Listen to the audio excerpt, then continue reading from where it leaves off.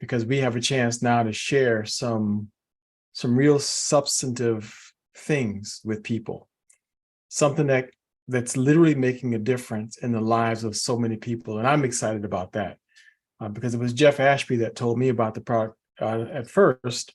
And I was a little bit stubborn, just like you. I just thought I had what I needed because I had some really good products. But when he showed me that Dr. Prasad's name was on a patent that included the words treatment for diabetes mellitus, that was a game changer for me, because I had not seen a natural product with that was backed up by some kind of a patent with the word treatment for diabetes. It's one thing to have some kind of a formulation patent, but this is bordering on the lines of method of use patent. So now you're indicating something that it is uniquely able to do, and that's a game changer. So what we'd like to do, folks, is we've got a couple of things that we want to share with you. But before we do, I see, as Bernard said, we have 50 something devices on here, and that usually represents about close to 100 people. It's usually 50% more than the number of devices on here. That being the case, could you all raise your digital hand, please, and let me know? In fact, raise your digital hand and let Dr. Prasad know whether or not you have had a benefit from microdaily with diabetes. I just want a show of hands right now. How many of you have taken microdaily and had some benefit with diabetes? Because there's like one out of 3 now people that are diabetic almost in any meeting, anywhere you go, and someone has had some kind of a benefit from it. So I'm taking a chance here and asking, just raise your digital hand if you know how to do that. Show us whether or not you've had some benefit. Exciting to see how many hands were raised, though, with people that have had the experiences with the products. It's just amazing. Very good, very good. How many hands were up there, Jeff? I saw a total of 9, and then several have been pulled down. So Okay. we were just in the process of doing that, counting them up. I'm sure there's going to be more than that with people as they raise their digital hands. But I'll turn the time back over to you, Jonathan. All right. Well, thank you very much, and apologize for my computer going having this little conniption there. But I think that this kind of tells a story that there are so many that have had benefits. And Dr. Prasad, I'm going to introduce you properly here in just a moment, but I really want this to illustrate the point that folks that are on here right now have had tremendous amounts of benefit. There is a story that we want to share, but I think we'll hold it to the end because it was just such an amazing story.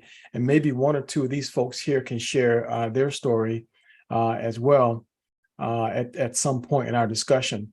But for the sake of moving ourselves along here right now, let's go ahead and take a minute to introduce Dr. Prasad to our discussion. And by the way, folks, if Jeff has not already done our disclaimer, please keep in mind that the FDA has not evaluated these statements. And what you hear on programs like this today, nothing here is intended to be a suggestion as being a treatment or cure for any disease. In fact, you'll hear testimonials, but testimonials are purely anecdotal. What happens to one person may or may not happen to you. So please keep that in mind. Engage Global, Microdaily does not make any claims that Microdaily products, any other products that you're going to be hearing us talk about, will treat or cure any disease. We're not making diagnosis. We're not giving medical advice. We strongly recommend that you seek competent medical advice of professionals that you trust. I'm not a doctor at all. I'm a researcher. Dr. Prasad is a scientist, and he tells us the pure scientific facts about matters. That's what you're going to be hearing today. And as you can see from the title of our discussion, this is all about micronutrients. And we're spotlighting specifically diabetes. Now, we're not talking again about any product, but the benefits of micronutrients to our diet. So who's going to be giving us this information? Someone who's highly qualified to do so. Dr. Prasad was the professor of University of Colorado School of Medicine for 30 years. He was the director of vitamin and cancer research, former president of the International Society of Cancer and Nutrition. He was a member of the Royal Society of Medicine, London, UK. He was also invited to be a member of the Nobel Peace Prize nominating committee and candidates of medicine.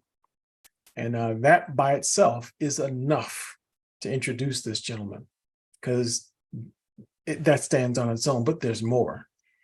Dr. Prasad was the world's first radiation biology PhD. His products have been awarded 8 United States patents on micronutrients. He's called the godfather of micronutrients. He discovered the anti-cancer potency of vitamin E succinate. He discovered that butyric acid, the small fatty acid formed by the fermentation of fibers in the gut, is an anti-cancer agent. He's the author and co-author of some 33 books. I think he's working on a new one right now as we speak. And Bernard told you he's 88 years old, and I haven't written one book yet.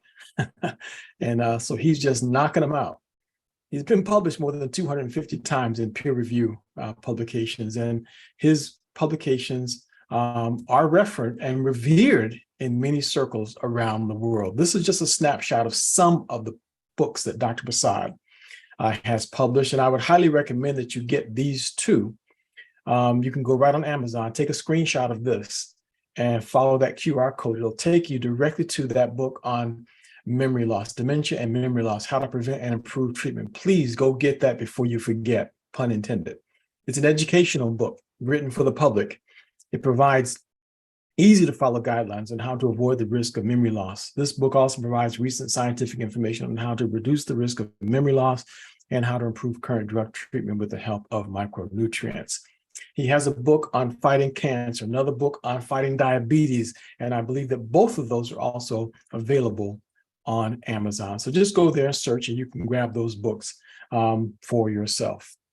So it is my pleasure, my privilege to introduce to our discussion right now, Dr. Kedar Prasad, and to welcome you, Dr. Prasad, to our discussion. Thank you very much for joining us as you do. We cannot express enough appreciation for your being part of our discussions. Thank you, especially on weekends like this. Thank you. Thank you, Jonathan. I always enjoy talking to you and our engaged family members. And so I really enjoyed it, because what I hear from the engaged family members, how benefit they are getting, I get further. My age, becomes very younger age.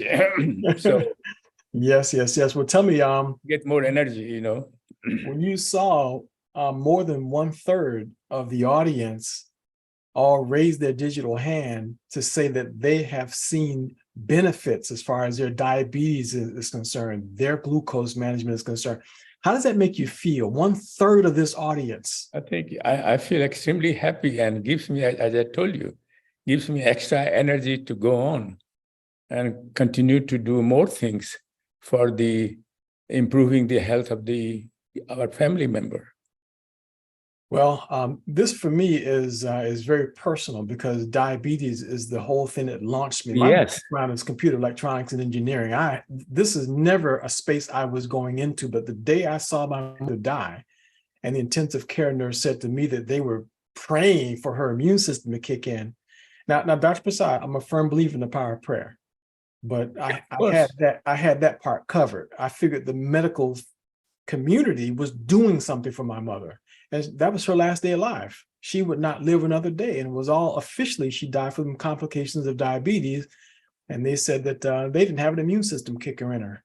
So I think you have done humanity a service by bringing us this information and this product that could potentially make a difference in people's lives. So do you mind if we take a look at some of the slides that you created? Sure. And you don't have to cover them all in detail. You could just give us some of an overview of them. But basically, I just brought them back up for today's discussion. And you can share with us whatever of it you would like, because I think the more that you can tell us about the role that micronutrients will play, I think that that's what folks really want to hear. But go ahead and give us a little bit of this history of diabetes. Yeah, I did. You mentioned that diabetes had been there for a long time. And even as early as 1550, Egyptian medicalists described the disease as a frequent urination, one of the symptoms of diabetes. Indian Ayurvedic medicine refers to as a honey urine because near the urine, ants used to accumulate there, and that's why they used to diagnose that, yeah, you have a diabetes. In 2nd century, Greek physicians coined the term diabetes, and then later on, English physician added the word mellitus, means sweet or urine. You can see that urine becomes loaded with the sugar, and that's why it is called honey urine, because kidney is not functioning. That makes perfect sense. So, there are two, as you know, there are two types of diabetes. Diabetes 1, which you inherited from the parent. And in this case, the pancreas is totally destroyed, and they can produce insulin. And as you know, insulin is very important for glucose uptake and metabolism. But type 2 diabetes is not inherited. 95% of people who have diabetes, they have diabetes type 2. Only 5% or less has a diabetes type 1. And diabetes type 1 is also can be acquired if you have autoimmune disease, which will destroy the pancreas. So the pancreas can be destroyed by a gene defect. It could be destroyed by autoimmune disease. So type 1, that's why it is so rare. Not rare, but 5% of the population have type 1 diabetes. I see. And diabetes 2, of course, most 95% is diabetes. That's on the rise right now. This type 2 diabetes yes, is exploding. Yeah, and this diabetes occurs where you have the pancreas is producing insulin sufficient amount. Mm-hmm. It can't make the insulin receptor functional, so that glucose cannot enter into the cell and metabolize. So glucose accumulates in your blood because it has no place to go. I see. That's why you have developed some slides that's going to show us that. So we look forward to that. Yeah. And so this is very important. And so there are many risk factors for the diabetes. You have external risk factor like obesity is one of the most critical risk factor that is in your hand, that you can do something about it. Lack of physical activity, as you know, and that also leads to obesity. Distribution of fat, if you eat too much fatty acid, especially around the stomach. Ethnicity, Black, Latino, Native American are at higher risk of developing diabetes than white Americans, maybe because of the diet. Right. Fat, higher sugar consumption is another factor. Age, and pre-diabetic condition of yours, it will lead to, if you don't do anything when you are pre-diabetic, it can lead to real diabetes. And of course, family history, that you can't control it. This is beyond your control. But many of the risk factor, you can control it and reduce the risk of diabetes. But I think go ahead. We're programmed though to really like and love sugar, and then hidden it in everything. So it really, I know, we're almost that's the whole thing. Forced right into diabetes. Just imagine that the recommended allowance of sugar is about 26 grams of sugar, because certain amount of sugar you must have it. Your brain needs it for energy generation. But if you have a 1 can or bottle of Coke or any kind of soft drinks, they have a 28 grams. So you are done for the day. You have 1 time. But do we stop there? No. I'm just giving you that how much sugar consumption. It is amazing how our body can be synthesized until they get tired of.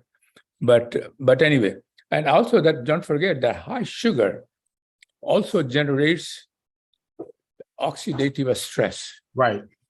So this is very important. So Right. family history, you can see that if one parent have a diabetes, the And children this is for type 1 diabetes? type 1 diabetes, yeah, Okay. family history. And also it is a injury to pancreas. Suppose somebody hit your pancreas and the pancreas is very damaged and can produce insulin, then you can have a type 1 type of diabetes.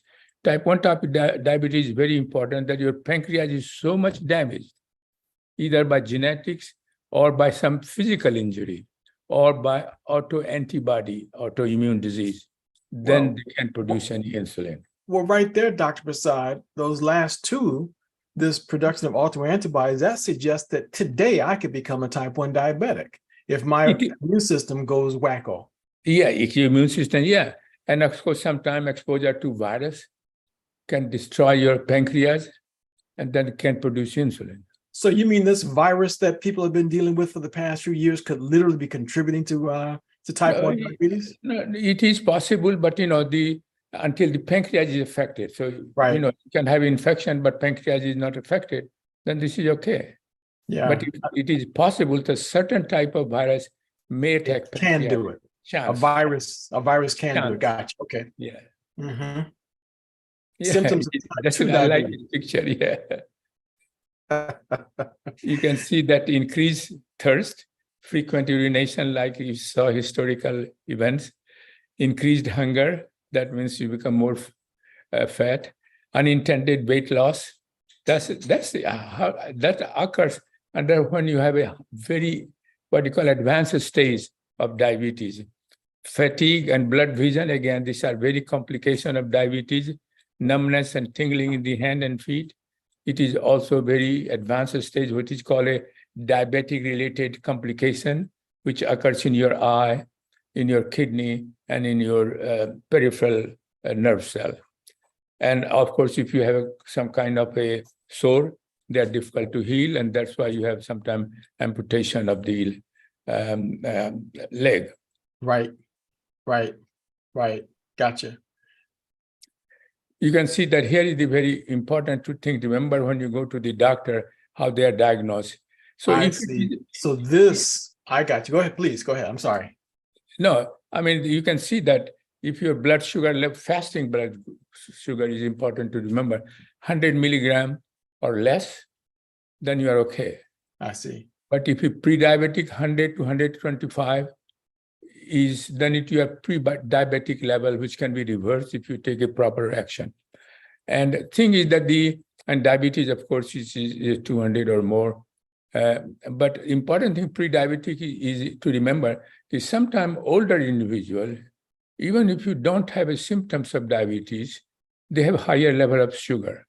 Mm-hmm. But still, if you, as soon as you detect, irrespective of age, that you are more towards 125, then you should either cut down sugar very easily. Another thing that we will suggest that can help you to reverse the pre-diabetic level so you never develop diabetes. Mm-hmm. And then A1C1 level, A1C is a level of oxygen, because oxygen binds with the hemoglobin. So it is called A1C. Technically it is called hemoglobin or HbA1c. Right. But short man A1C level, it reflects that how much oxygen, how much sugar is bound with the hemoglobin. And as you know, hemoglobin is the carrier of oxygen. So if you have too much glucose bound to too many molecules of hemoglobin, you may not, your organs, different part of the body may not get a sufficient amount of oxygen, and you may feel tired and sleepy and so on. Mm-hmm. Mm-hmm. So it is. So you can hear the incident. This is very important. That the incidence of per year, this is a per year, is 1.4 million. Wow. Newly diagnosed cases, 18 years and older you have, out of which about 187,000 is type 1 diabetes. Incidence of men looks like is higher, 6.6 per 1,000, and this is only 5.2 in women per 1,000. And total number, this is 2019 data, probably today is more. Total number of people who are living with the actual diagnosis is 37.3 million, you can imagine. and Wow. and pre-diabetic condition is 96 million. This is 2019. We are now 4 years later. I would say maybe more than 40 million, but data is not available. Right. And diabetic condition is 96 million. They can all be reversed. And type 1 diabetes is about 1.6 million. So there are a lot of people with diabetes. Dr. And Prasad, even- that's 133 million people. Yeah. And the thing is that these things, even type 1 diabetes, we can prevent type 1 diabetes because it is autoimmune disease, it is something is genetics, you can't do anything. But we can prevent or we can reduce the rate of the progression of type 1 diabetes, just like we can do the type 2, so that you don't develop a diabetic-related complications. This is very important. Wow. Wow. That's just mind-numbing.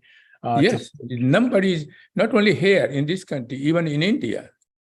I think is amazing. They claim that every member of the one family member, poor or rich, they have diabetes. In India, diabetes is also because of rich people have, just like us, but also poor people have diabetes because they have a lack of nutrition, proper micronutrient, which increases oxidative stress and inflammation. And so in India, in both type of population have been increased incidence of diabetes type 2. We're talking 1/3 of the United States population, and Dr. Prasad, 1/3 of the people on this call Yes, said that they were benefited by your product. Imagine if everybody took your product. exactly. That would eradicate this condition.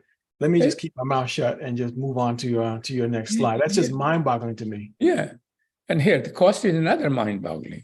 Mm-hmm. There is a $327 billion we have spent to treat diabetes, and it's amazing.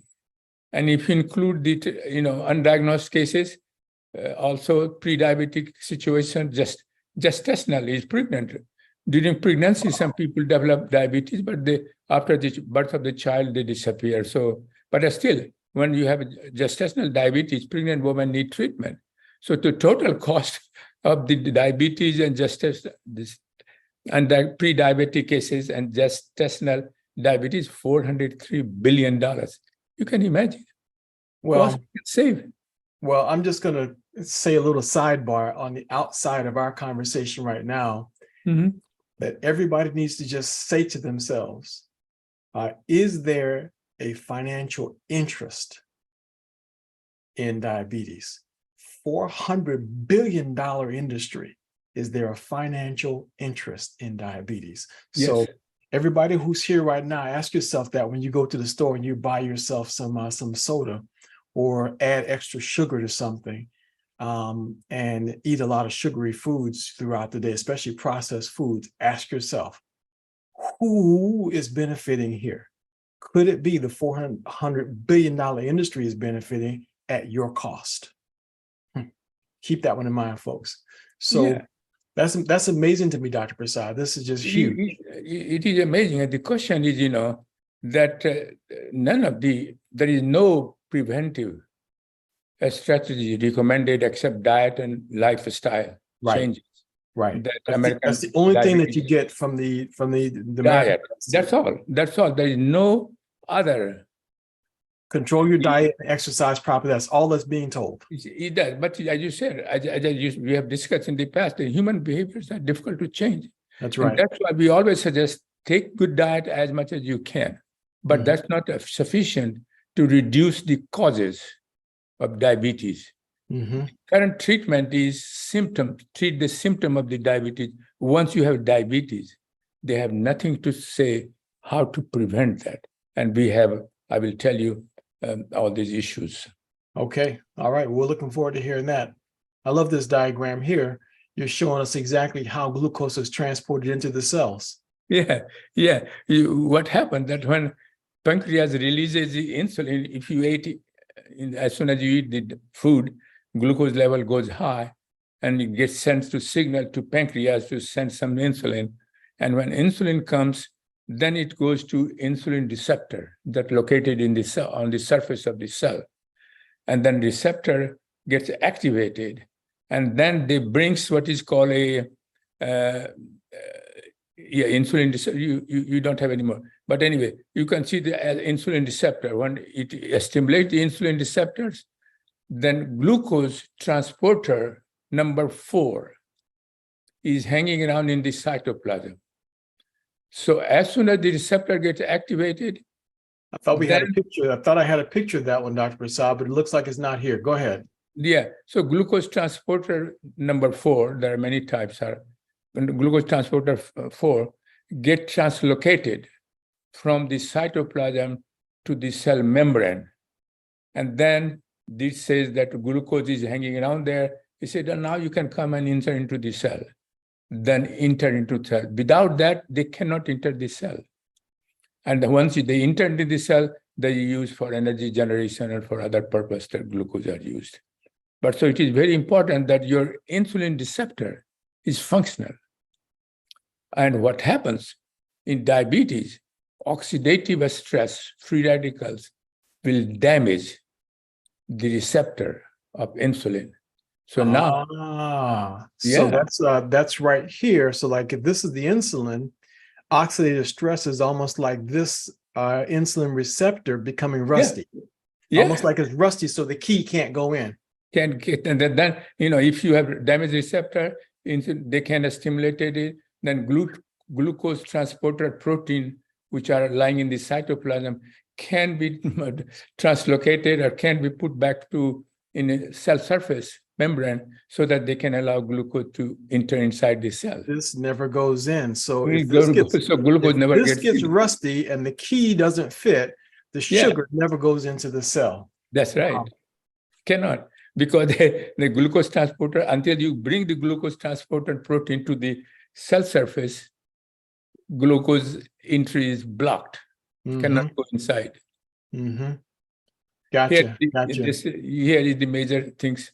These are that's amazing, the statistic that diabetic related complications, despite, you have to remember that, even though we are using all these drugs and medications right now, there are 6 different groups of diabetic medication, different class, which work by different mechanism. But despite that, you develop a diabetic-related complication. And you can see one of them is eye problem, which is called retinopathy. Again, this is all the statistic of 2019, 4.1 million people have retinopathy, eye damage. Wow. You can see that 37 million people have a kidney problem. Almost all people who have it's amazing how much statistics is there, despite all these medications that we use. Neuropathy, 50% of the people who have the diabetic type 2 or type 1 develop neuropathy. And heart attack and a stroke, 90% of the people who have a diabetes will develop some kind of heart disease and stroke. And food damage is another one. Food damage, if not treated, causes 185,000 per year amputation. And African blacks are 4 times more than white population, maybe because they don't take care of that. I don't know why the reason is, but that's true. Yeah. Wow. So it is very disturbing disease. And if you look not only during your lifetime, quality of life is poor, but development of diabetic related complication is severe. This is all big money too. My mom had this problem. My mom had this problem. My mom had this problem. Yeah. And she went on to have kidney disease. So this is these are the very things that the intensive care was offering those solutions for my mom. And because drug becomes, what happens that the patient becomes eventually resistant to all drugs. And then they started giving, say, for example, if you have type 2 diabetes and you become resistant to all 6 classes of drugs, and then they will allow the injection. But if you have injection of insulin, they will allow it, because generally insulin is given first to type 1 diabetes patients because pancreas is not producing any insulin. But in type 2 diabetes, only time they get insulin when they become resistant to oral medication, that there are 6 different types of trial. And then if you give insulin, then the risk of hypoglycemia increases in combination with oral drug, and that can cause a stroke, that can cause a terrible if you don't care immediately. And so these are the complicated problem, and we have a program by which you can prevent it, by which you can also improve the efficacy or effectiveness of drug. So you may require 1 or 2 drugs instead of 5, 6 drugs, right. Or may not require. I mean, we don't know. And so, but it is a worthwhile try. If you are taking already medication, you try our product in any way. And then when the fasting glucose and A1C improves, doctor will start decreasing the drug requirement. That's right. That's right. Let's do this, Dr. Prasad. The story that I want to share with you earlier, let me just share that with you now, because especially while we're looking at all these different issues that this causes, and everybody who's on the call, just keep in mind what Dr. Prasad just said, because a lot of times what the dots that we don't connect is the fact that the simple act of glucose entering into the cells, and its lack of ability to enter into the cells, the lack of the cell's ability to use the glucose as fuel, means all that glucose is still in the body, doing damage to organs, leading to all these problems Dr. Prasad just told us about. Now, the story you're going to hear right now is Kareen Evans. She just interrupted our call one night and just told her mom's story. You've heard this before, Dr. Prasad, but there's a lot of folks on this meeting right now that have never heard how Kareen described what happened to her mom. And, it touches home to me because, again, my mom was in the same situation, and there was no solution. Kareen was in a different place because she had a solution. She had that immune system kicker in her available to her, and her mom benefited from it. So I'm going to play this real quick, and then we'll pick right back up in the slides and let you just finish telling us how the micronutrients can make a difference for us, okay? Story is it's just amazing. It's amazing. So, can I talk real quickly? I have to run. Is it all right?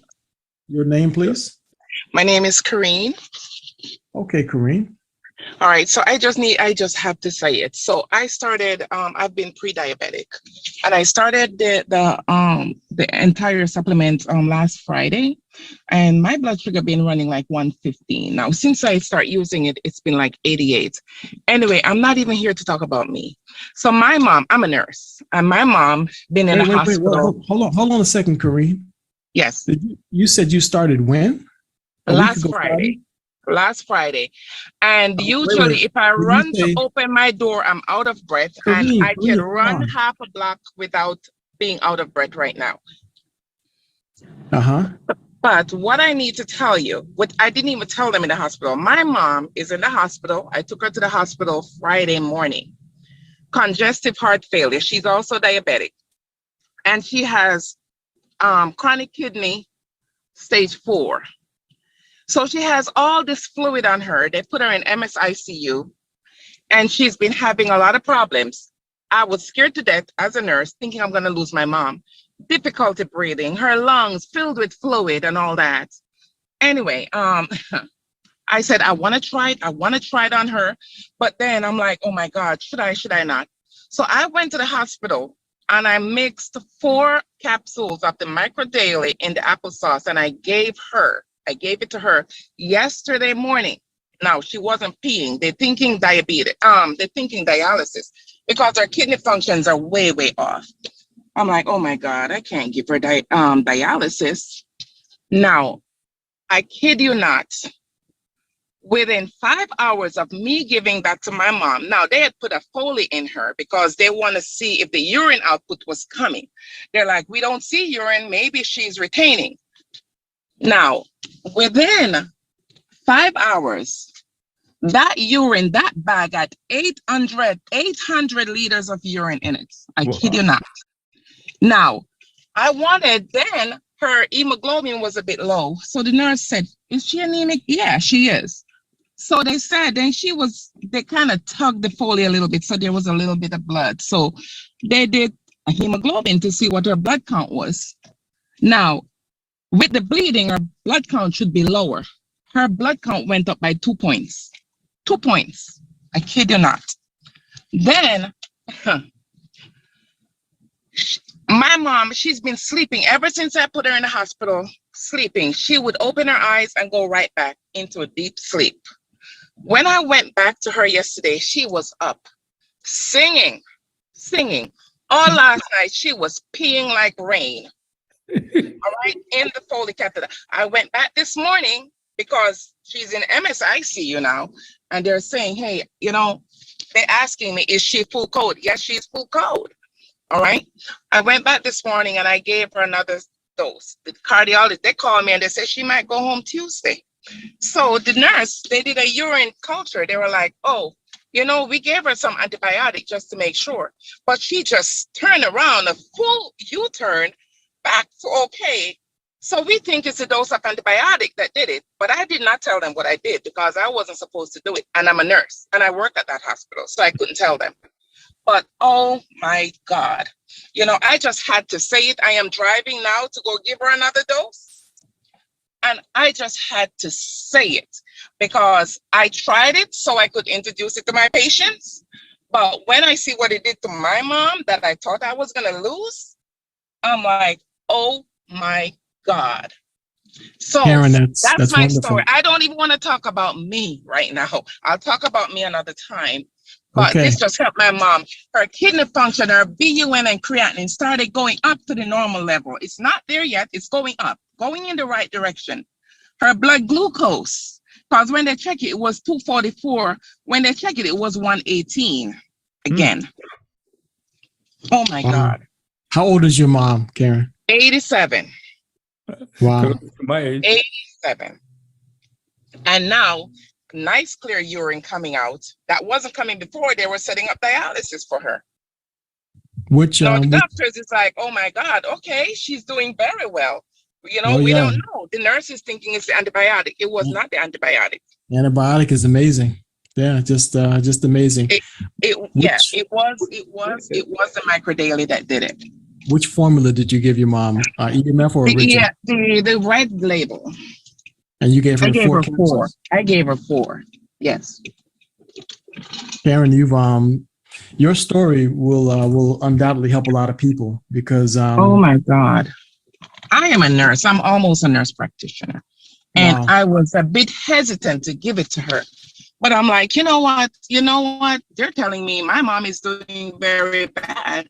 I'm just gonna take my chances. Oh my God, my mom sang a whole hymn this evening to me. Wow.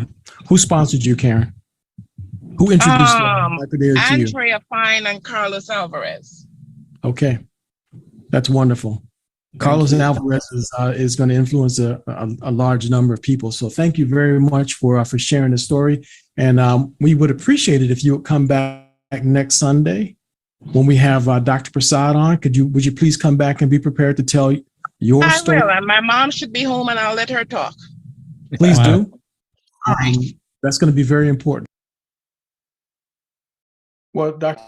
Okay, because the Dr. Prasad is going to just, he's going to be blown away. He's not going to believe it. Okay. We need to blow him up. I knew what it was doing for me, but I was a bit, especially with her age, and she has a lot of stuff going on: congestive heart failure, diabetes, hypertension. She had a heart attack before. She had a stroke before. A whole lot. And oh my God. Whew, okay, I just had to say that. No, we're glad we're glad you felt like you had to say that. Thank you. So, Dr. Prasad, that kind of falls right in line with what you just told us. Yeah, and I think my current approach had improved further. For example, micronutrient EMF is, of course, you can see that by itself has a lot of benefit. But one thing that I don't know whether she was taking or not, but she should, if not taking, is the probiotics. Those two are extremely important. And the third thing that for diabetes, omega-3 fatty acid is general health, not necessarily for diabetes. But the one which is very important for diabetes is a probiotics, of course, EMF, and also collagen peptides. Right. You know why? And actually, I have a paper which is will be extracted. They wanted some revision exactly on this issue. And the reason collagen peptide is first, the reason the probiotic is important because the severity of diabetes is correlated with the severity of intestinal dysbiosis. In other words, how severe your number of harmful bacteria increase in your gut. So this is very important to take care of that. And the collagen peptide has been done a placebo-controlled trial in a diabetes patient type 2 who were already on medication. Here's the data. You can see that this is a double-blind placebo-controlled trial, and that's why I believe that we have to have a multiple approach to improve perfectly diabetes, even in the treatment of diabetes or prevention. You can see that fasting glucose in drug groups who were taking a 3-4 different kind of drug was 125 milligram, which is level of almost pre-diabetic. But this is better than if you have over 200. Right. And then if you gave a collagen peptides plus drug group together, then it drops to 105, which is normal range. Now, A1C in a drug group was 6, which is good. Right. But with collagen peptide, it dropped out to normal level 5. Insulin resistance decreased from 6 to 5. So you can see that collagen peptide by itself has, in combination with drug, is very important. But by itself is also important in prevention, because what it does in a pancreas, secretion of insulin goes on very nicely. But something happens that the enzyme called incretin, incretin, INCRETI, incretin enzymes get elevated. When that gets elevated, they reduces the secretion. That's the enzyme DPP4. This is the enzyme. It reduces the production and secretion of the enzymes. And so this enzyme becomes elevated and they block the secretion of the insulin from the pancreas to the blood. So what collagen peptide does is it inhibits the enzyme, and therefore now secretion of insulin can be restored to a normal level. So now your blood will have enough secretion. So, and as a matter of fact, the collagen peptide inhibits the activity of DPP4, and it is not toxic. There's a prescription drug which does exactly the same thing, namely inhibits this enzyme which prevents the secretion of insulin from pancreas to the blood, but they have a toxic effect. It's got collagen peptide has no. So no that's side three effects. things for is in my paper. As soon Jonathan gets out, I will send you a copy. Yeah, we're gonna have to go through that. Yeah, it is very important. Omega-3 is extremely important, especially for brain, but also your overall health, your immune function, which is very important. And you can see that omega-3 daily is important thing. There is a DHA. The three components constitute omega-3: DHA, EPA, and ALA. And ALA comes from vegetarian diet, but their conversion rate to DHA is extremely slow, very slow. They estimated only 1% of ALAs get converted to DHA. So your brain, 40% of fatty acid that we have in our brain has 40% of DHA is present in our nerve cell in our brain. 40% of the fatty acid in the brain is DHA. Hmm. So that means brain needs more DHA, right? And that's why in our formulation, we have given a ratio of 2:1, two times more DHA than EPA. And then we also have the ALA, a certain amount from flaxseed is very rich in ALA, because ALA by itself has certain function, especially with respect to heart disease, beneficial on heart disease. And so we added ALA. And gamma linolenic acid or GLA it depends upon it is a smaller amount, then it acts as a anti-inflammation. If it is a high amount, then it acts as a pro-inflammation. Then one time someone of you asked that if we are taking so much from the diet, why I will need the extra GLA or gamma linolenic acid? Why I will need it? Because we have given 30 milligrams. Well, the answer is that the from the diet you take about 11 to 20 grams of DHA. I mean the gamma linolenic acid or GLA, you take that much. So adding it 30 milligram is not going with significant difference. Right. Still, the important thing for this formulation is GLA was added just to, it looks like that we have considered that issue, that a small amount of, so if somebody challenges it, you didn't give anything GLA. Well, we can say that we have a small amount of GLA, but as far as this function in terms of an anti-inflammation effect is not there, because at least this formulation would say that we have given you GLA, small amount of dose that acts as an anti-inflammation. Right. But if you are from the diet, if you are taking so much GLA, but at least we can say that our formulation has a small amount. It is a kind of a defensive statement that a small amount of GLA, we know, we consider it. And I also know from the diet, you take 10 times more.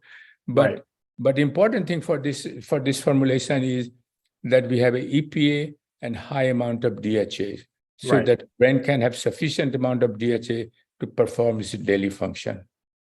I like that you added this also, the borage oil, because that's been really good for circulation in diabetic neuropathy. Yeah, because the borage oil also have a lot of ALA. Okay. They have a lot of ALA. Mm-hmm. Excellent. Well, Dr. Prasad, you just hit us with a mouthful, and you've helped us to appreciate that your formulas are superior when it comes to providing micronutrients. And again, folks, keep in mind, folks, that we're talking here that we're not talking about a treatment or cure for any disease, but we are talking about supplying the body with the micronutrients that the body needs. And so the body knows what to do from there.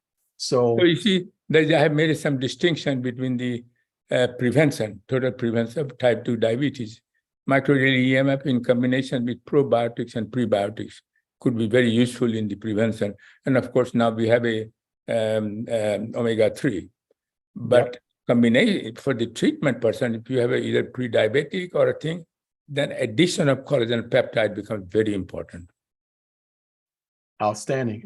So keep that in mind, folks. So it is important that most of the people are still clinicians or researchers believe one approach, single approach. Like for a long time, we believe micronutrient is sufficient, but then become aware, wait a minute, intestinal dysbiosis plays an important role. So we added a probiotics. See, as we have also evolved. So now it is a multiple approach. That is the first time anyone except us, we have proposed for the prevention and the treatment of diabetes. And again, we are not interfering with the standard therapy that you are going to provide, you are going to get from your doctor. Whatever treatment the doctor is giving, go with that. You just add micronutrients to your diet. And folks, keep that in mind. Here's the the absolute bottom line recommendations by Dr. Prasad. You can see there the basic bundle on the bottom. So the microdaily EMF along with the probiotic, that is just the basic. Yes. You can talk with the person who invited you to this discussion. They'll tell you that that's cost about $100. Then if you want to go with the additional recommendation that Dr. Prasad is making, you can see the premium bundle adds in the collagen peptide, which is critically important to make sure that your body handles the insulin properly and you block that other enzyme, the same thing that one of prescription drugs is doing, that DPP4. So the collagen peptide is a critical component to add to that. So that's the premium bundle.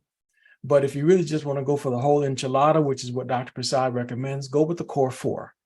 And it's less than $200. But the person who invited you, they can help you to set that all up. You want to get it on subscription, and you want to try it for at least 90 days. That's the only way for you to really figure out and determine whether or not it's actually working for you. Is you've got to be on the formula for 90 days. And Dr. Prasad also has recommended going with the newest formula of the EMF. It's EMF Hydro. Yeah. You can change that out in your bundle. So each of those bundles that I just told you, I think it's maybe $5 more that it will cost you to go with the hydro form of it, because it's this is more absorbable. It really tastes good too, by the way. And Dr. Prasad, I take 2 pouches of that in the morning. I take 1 in the evening, and that's what's been working for me. I mean, I feel great taking that, and I take the Omega in the morning and in the evening. Yeah. And anytime I'm going to have a conversation with you, I take a couple of brain boosts because I can't keep up with you. So, I have to juice up, Dr. Prasad. Otherwise, I find myself just not being able to keep up. So that's that brain boost there. So that's I'm slowing down with the dementia. So if you missed this earlier in our discussion, please take a screenshot of this, folks, because this is Dr. Prasad's latest book on dementia and memory loss. While you're at Amazon, see if you can find the one on diabetes also, Fighting Diabetes with Vitamins and Antioxidants. So you can get those books on Amazon, very easy to get. So, but whoever invited you to this discussion, they'll be able to help you to get your order in for the products. And so they'll be able to guide you. And before we wrap up our discussion, because we're just about at the limit of our time here, Dr. Prasad, we hate to keep you on any longer than we have to. We want everyone to know what the lineup is for next Sunday. As you can see, on Sunday, Dr. Prasad is making himself available to cover a variety of topics. You see that? Next week, we're talking about cancer. The week after that, we're talking about blood pressure, folks. The week after that, we're talking about stroke. So if you got folks that are concerned about any of these topics and are wondering if there's a chance that some vitamin, some micronutrient, a special formula by Dr. Prasad, could make a difference, you might want to make sure that they're here on these Sundays. So take a screenshot of this, and you've got access to the basic schedule for the entire month. And all throughout the month, Dr. Prasad is making himself available for other leaders in the organization to be available on their meetings as well. So this is next Sunday. You don't have to ask about it. You don't have to send a message. You already have the Zoom ID and password, assuming that Zoom doesn't do something else crazy with my account. It'll be the same exact Zoom ID and password. There it is. Take a screenshot of it. You know it's going to be on September the 10th at 5 p.m. Eastern Standard Time. We're talking about micronutrients, and the spotlight is going to be on cancer. Now, it turns out, Dr. Prasad, there's maybe 1 or 2 questions that someone was trying to ask. Okay. And 2 questions. Yeah, we're over time, but I'm going to go ahead and try to sneak at least one of them in here. What combination do you recommend for diabetes when it comes to microdata core 4, what and why? So that's an easy question. Just take all the products in the core 4, right, Dr. Prasad? Yeah. For type 2 diabetes. That's very easy. Okay, real simple. Here's another one.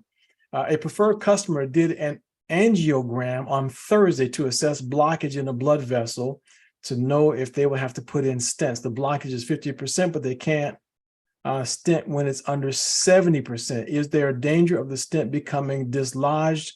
What is the recommended way forward for her. Dr. Prasad, you had there was a clinical study that showed on those firemen, right?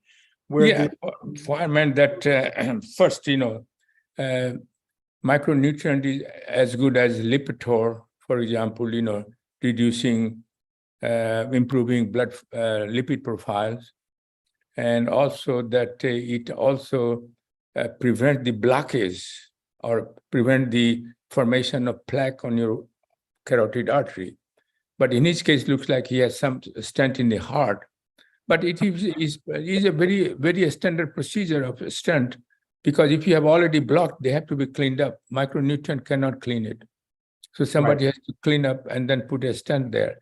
But then future one you want to do, then whatever medication they recommend is you take it, and also then take our micronutrient. But if they recommend you take a Plavix and the Eliquis, which is a blood thinner, there I don't recommend omega-3 more than twice a week, omega-3 daily. Right. Because very good. They also participate in thinning of the blood. So you don't want to have too much blood thinner in your blood. And so otherwise, I think it is a procedure is simple. If it requires a cleaning up your artery and put a stent there so that they don't collapse, it is okay. That makes sense. That makes sense. So I've also heard, Dr. Prasad, that vitamin K2 is good for calcium in the arteries. What do you say? Vitamin K2 has had some benefit with calcium buildup in the arteries. Yeah. Vitamin K2 is I don't know if it is a helps in prevention of the clogging of the artery, and actually it participates in a coagulation phenomenon. It regulates the coagulation. So I would not recommend taking vitamin K2. Okay, and your body requires tiny amount of vitamin K2 for function. Tiny amount. Very good, very good. And then somebody else had a question. One last question here was liver failure. A person is really advanced liver issues. Can micronutrients, and particularly raising glutathione levels, could that be a benefit to someone with their liver? Because we had a whole discussion on fatty liver. Yeah, fatty liver, it will be definitely useful. If you take a micronutrient, we have sufficient amount of glutathione elevating agent. And again, in that scenario, I'll try 90 days and see what are the tests of liver test shows up diagnostically. And if it improves your liver function, then continue it. If not, then forget about it. Well, my suggestion is that it is worth trying it in addition to whatever your doctor recommends for that. Okay, well, you can't get any simpler than that. Then that's pretty clear. So, okay, that's it, folks. We've taken Dr. Prasad beyond the time. Thank you very much again, Dr. Prasad, for being with us. Thank you, Jonathan. And we really appreciate your taking time out of your busy schedule to be here. We're looking forward to next week.